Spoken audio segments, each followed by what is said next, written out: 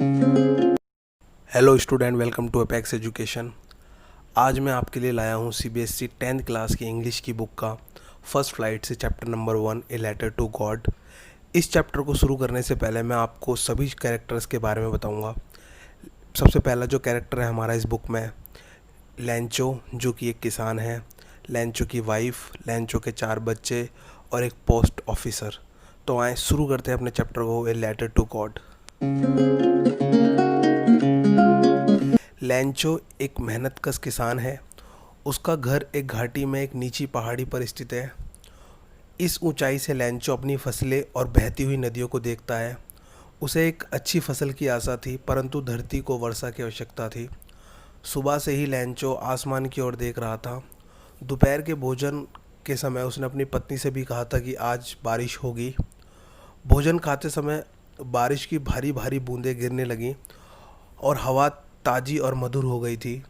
लैंचो बारिश को अपने शरीर पर अनुभव करने के लिए बाहर गया और वह सब कुछ देख के बहुत खुश था।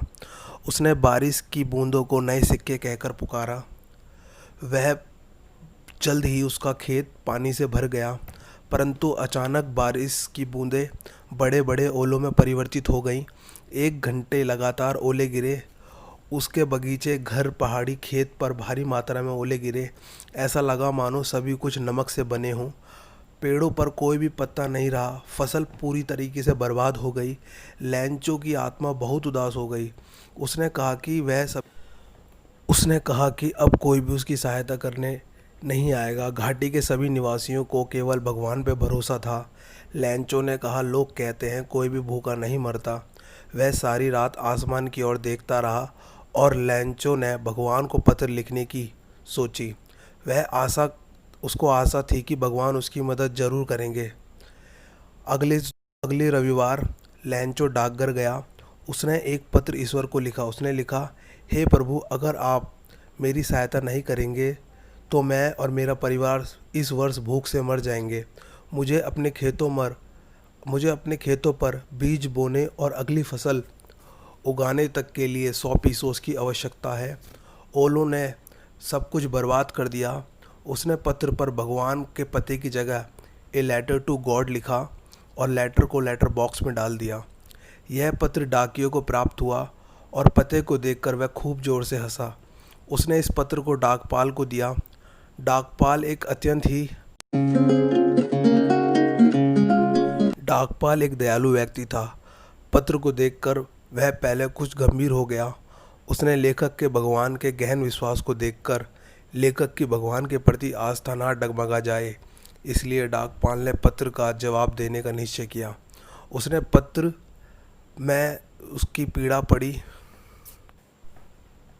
उसने सभी कर्मचारियों और अपने मित्रों से धन इकट्ठा किया। उसने अपने वेतन का कुछ हिस्सा उसको दिया, परंतु 100 पीसों से इकट्ठा नहीं कर पाया। यह धन आधे से कुछ अधिक था। अंत उसने धन को लिफाफे में रखा और लैंचो के पते पर भेजा। उसने भगवान के हस्ताक्षर कर दिए।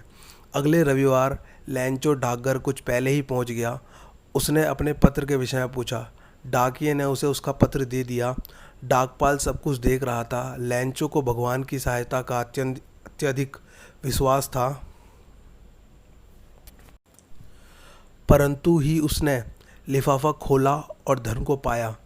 तुरंत कम धन पाकर वह नाराज हो गया। उसने कहा कि भगवान इतना कम धन भेजने की गलती नहीं कर सकते। तुरंत ही लैंचो खिड़की पर पहुंचा। उसने पत्र लिखा, उस पर डाक टिकट चिपकाया, उसे लेटर बॉक्स में डाला। डाकपाल स्वयं उस पत्र को लेने और खोलने गया। उसने पत्र को पढ़ा। उसमें लिखा था, हे प्रभु, मेरे पास 70 पीसोस पहुँचे हैं।